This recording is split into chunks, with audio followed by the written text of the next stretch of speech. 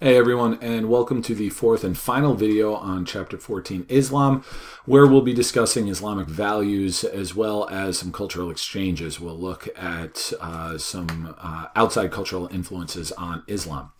Now, the first part, Islamic cultural traditions. When you're talking about Islamic culture, it really begins and ends with the Quran. The Quran, the holy book of Islam, it is written only in Arabic, as you can see from the writing here. Now, you can get translations of the Quran, but any Quran that is officially used for religious purposes or used in a mosque, that will only be in Arabic. You will not find that. It doesn't matter where in the world, whether it's in the Middle East, whether it's in Indonesia, whether it's in the United States or Europe. For any official religious purposes, the Quran will only be in Arabic.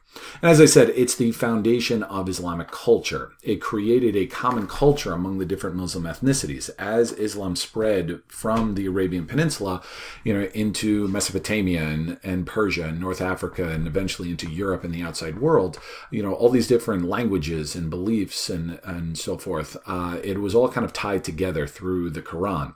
It created this concept of Dar al-Islam. Dar al-Islam is a concept meaning, kind of literally translates to the house of Islam. It's anywhere in the world where Islamic law prevails. In the Quran, obviously the foundation of Sharia law, so it becomes the foundation of Dar al-Islam as well.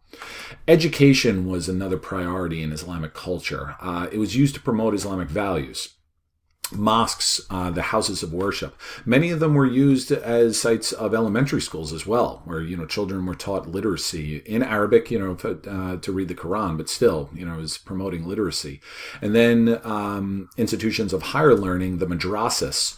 There you'll see them even to this day. It's not just about religion. They will learn, aspects of science and philosophy and mathematics and so forth.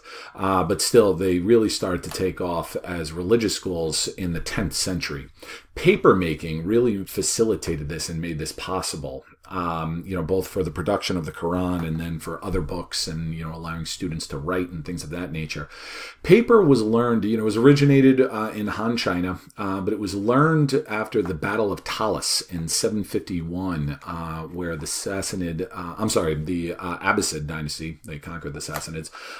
They stopped the Chinese and the Chinese expansion, and they took a couple of Chinese prisoners, and from there they learned the art of paper making. And so that increased the number of books that were being produced in the Islamic world. Also, missionary work is big in Islamic tradition. Missionary obviously meaning going out and trying to spread the word and also to convert people. Now, there was one group in particular that were very affected to this, and these were the Sufis. Sufis were mystics, and they sought a more kind of spiritual and emotional connection with Allah. You see this painting here of a Sufi in ecstasy, kind of that ultimate, enlightenment, not in the way of nirvana necessarily, but more of kind of, ultimate elation through, understanding Allah, through almost like a union with Allah. They weren't very concerned with strict doctrine, so that made them a little more tolerant of other practices. By the 13th and 14th century, they were kind of getting, phased out a bit. But they're still around to this day. They'll have some more outlandish practices, such as trying to pop eyeballs out of your socket, but still very, very influential in the spreading of Islam during the first couple of centuries. All right, outside influence on Islam. There are three main regions to focus on here when you're talking about, kind of the outside influence. And when I mean outside of the originators on the Arab Peninsula. So the first one, Persia. I've already talked an awful lot about government, administrative techniques, dividing up into, remember the old Persian satrapies, kind of how to create a bureaucracy, but also keeping very, very centralized power, both for the caliph and then later for sultans. These were authoritarian monarchs, and they learned that from the old Persian kings and emperors. Also, literature. Persian eventually replaced Arabic as the language of literature. Arabic remained the language of religion and law, whereas Persian was the language of poetry and books and things of that nature. An example being 1001 Nights, the famous collection of stories, some of them are originated from the stories themselves from the Arabian Peninsula, but the earliest translations we have of those are in Persian. India, the big thing that they got from that was math and science as they expanded outwards, especially the numeric system. Remember, you look 1, 2, 3, 4. There are an awful lot of similarities, especially this one here, the concept of zero. That's a big one.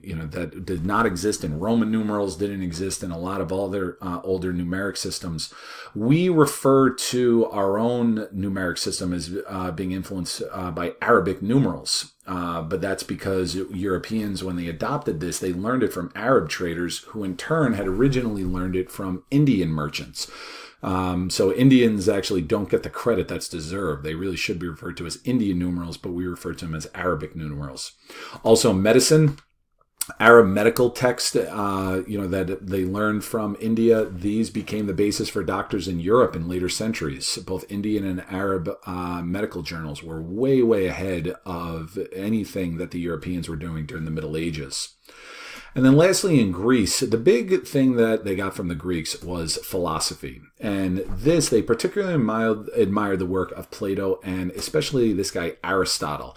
This is a page from an old Arabic manuscript. And this here, this guy, that is Aristotle. All right, very different depiction than, the statues that we have from him from classical Greece. But still, there was a big push to try and harmonize the works of Plato and Aristotle with Islamic teachings. Aristotle especially became the standard for philosophy.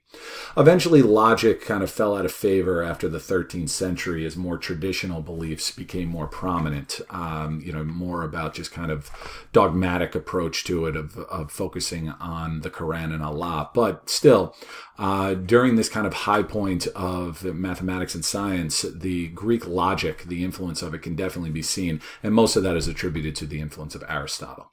All right, so that wraps it up for the video number 4 and also for the final video on Islam. And we will talk about the Middle Ages in the next one.